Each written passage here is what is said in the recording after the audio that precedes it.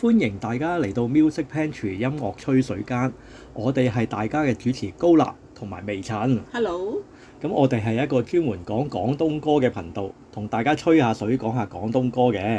係啦，講開吹水咧，呢排真係好多人好多水要吹啊！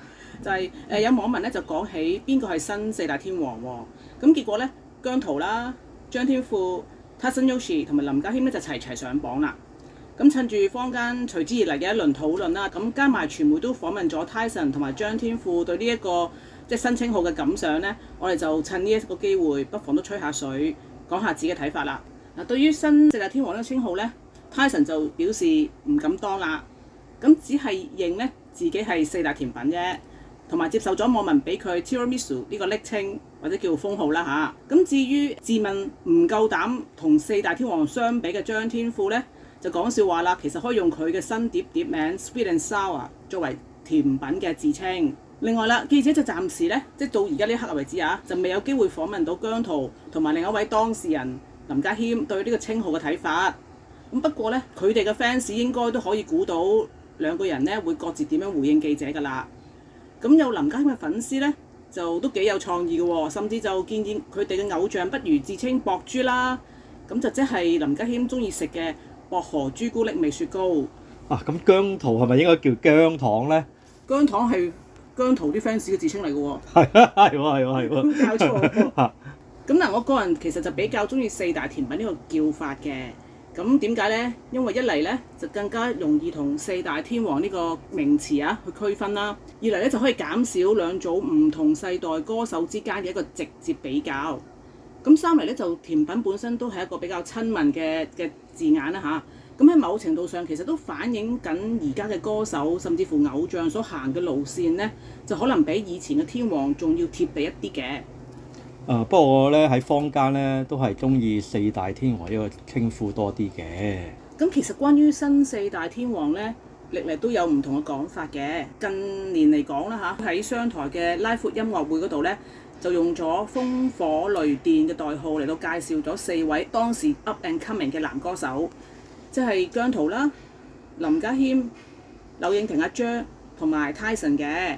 咁就似乎即係商台想透過呢個稱呼嚇，去話俾大家聽一個預告啦，就係話佢哋四位咧有機會係未來嘅小天王。咁而家睇翻轉頭咧，其實當年商台都算係獨具慧眼嘅喎。又或者商台咧，的確有點石成金嘅能力嘅。嗱，喺風火雷電之中咧，有三位都係而家新版本嘅四大天王之一。另外啦，大約1-2年前左右啦嚇，咁坊間都曾經提出過新四大天王嘅，不過可能嗰時個 noise 冇而家咁大啦。咁當時嘅名單同今次比較咧，都係大同小異嘅，有三個係重複咗嘅。咁分別就係姜濤啦、林家謙啦，同埋呢個張天賦，剩翻一位咧就係 Anson Lo 啦。咁即係話最新呢個版本咧就係 Tyson 取代咗呢一個 Anson Lo 嘅。嗱，你俾我嚟揀嘅話咧，咁我覺得咧，上一次即係2年前到啦嘅新四大天王人選咧，似乎係比較適合嘅。咁唔係因為我唔中意 Tyson 啊，係因為 Tyson 唔算係偶像派嚟嘅。咁即係唔係特別多嘅忠粉嘅，至少冇 Anson Lo 咁多啦。而且Tyson 係比較特立獨行一啲嘅。我相信佢都唔係好中意咧成為新四大天王之一啊。咁正如以前好唱得嘅林子祥。咁佢嘅 style，你大家都唔會覺得佢係應該屬於四大天王之一啦。又好得意嘅喎，新舊版本嘅四大天王，舊嘅版本即係講緊90年代嗰個啊。咁其實咧係可以做一個對應嘅。嗱，首先係姜濤啦，姜濤咧就可以對應黎明嘅。第一都係靚仔啦，好多女 fans 啦，冇人反對啦啩。第二都經常有啲金句㗎嚇。第三咧喺佢最紅嘅時候咧，都有好多 haters。咁不過咧後嚟咧黎明就修成正果啦，而家可能係四大天王入邊咧最多香港人中意嘅其中一位添。希望咧姜濤都係一樣啦，可以慢慢改變大眾對佢嘅觀感啦。提多一句姜濤咧真係喺演唱會咧係翻唱過黎明嘅歌嘅，就係我的親愛㗎。咁大家可以上網睇翻㗎。咁證明咧佢哋都好似好有緣喎。好啦，林家謙啦，咁林家謙對應邊個咧？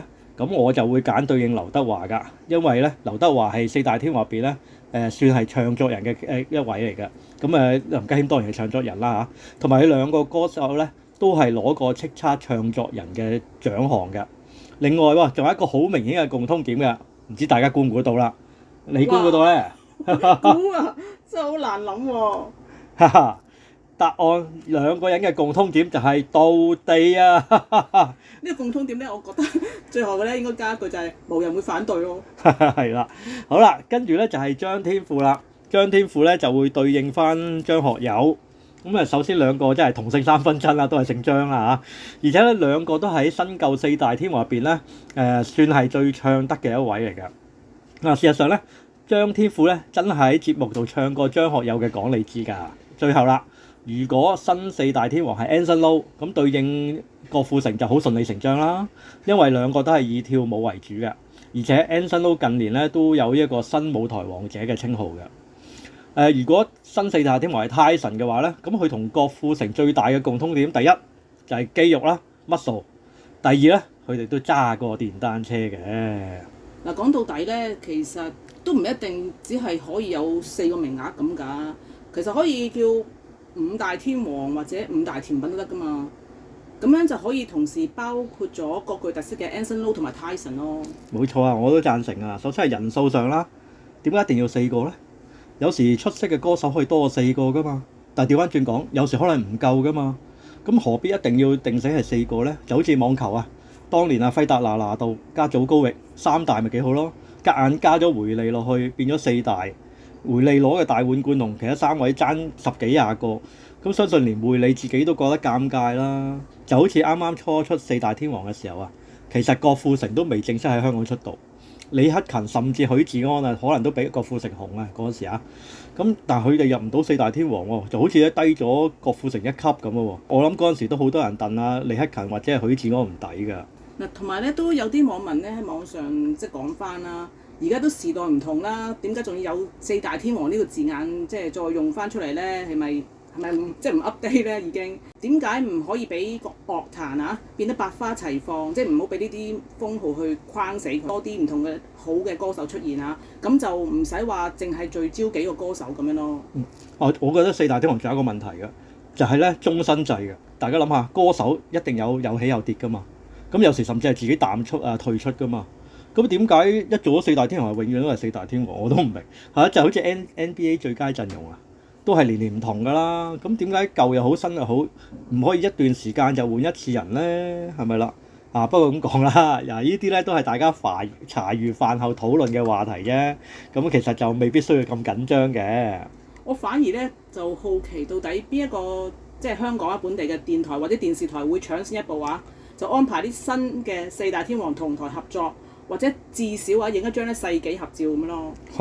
如果搞埋 live 仲正啊！其實都有人建議過喎，如果真係做 live 咧，啲人會搶飛搶到癲咁樣喎。咁嚇，或者再癲啲，新舊四大天王8個一齊，哇！咁啊誇張啦！呢個我覺得好難喎。